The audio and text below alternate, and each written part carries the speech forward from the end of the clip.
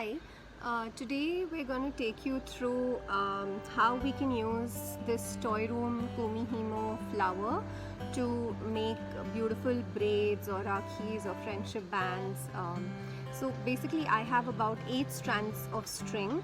These are just 2 colors, but you can use, we're going to be using 7 strands, so you can either have 7 different colors or you can do a 3 and 4 combination. I've just kept it at 2 colors. So what I'm doing is I'm just making this little knot here.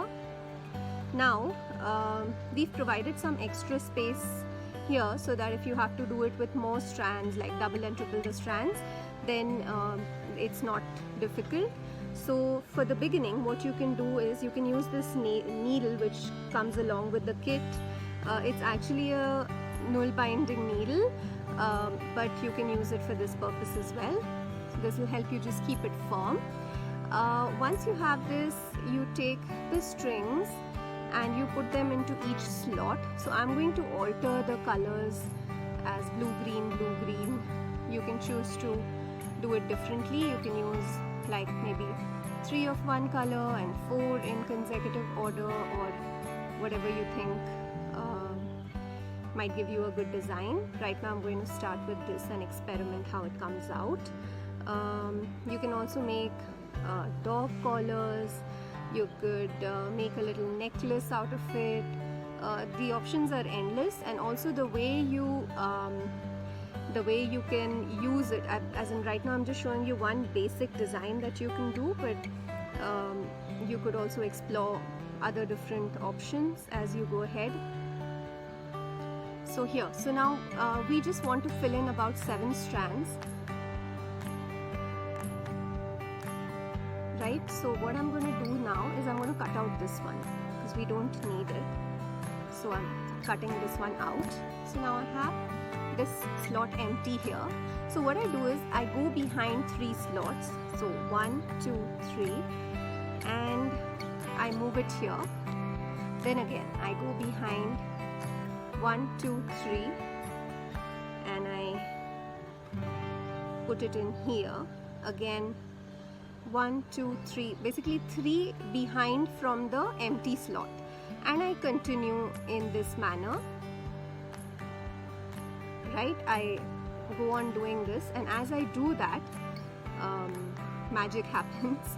So basically you will see a beautiful braid forming coming out from the bottom here.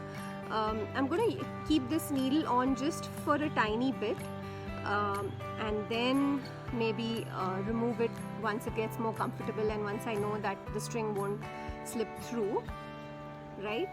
So now 1, 2, 3, so I go here and I remove it and put it in here. So I think the important point to consider is that you shouldn't change the orientation. So if you start in a anti-clock direction, then you keep anti-clock, you keep going anti-clock, and if you're doing it clockwise, then you keep it at that, right? So now I think this has kind of become a little stable, so I'm going to remove the needle now. I'm going to hold it with my fingers, and then I'm just going to continue this pattern of skipping 3 in the anti-clockwise direction.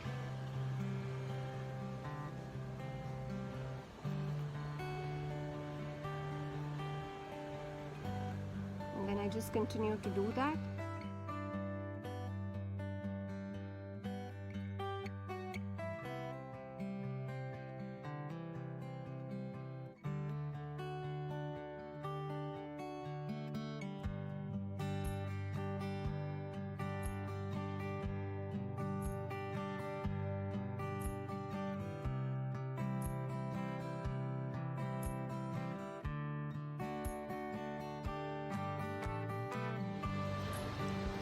So we are now at a phase where our strands are becoming really short.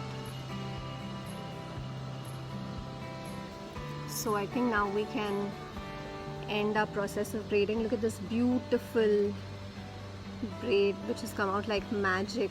out of this thing. I'll give you a closer look once we wrap this up. So yeah, I think this should be good enough.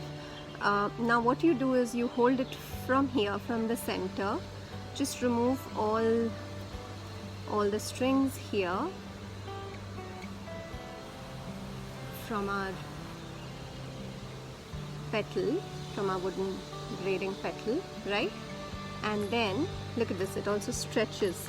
I hope it's visible, the design and the pattern, right? And then you can just make a little knot here once you have it out.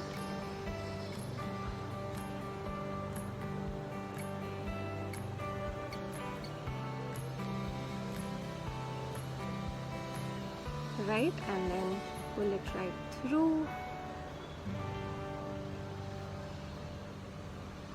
and here is your little bracelet. You could bead it, you could just tie it around your hand like this.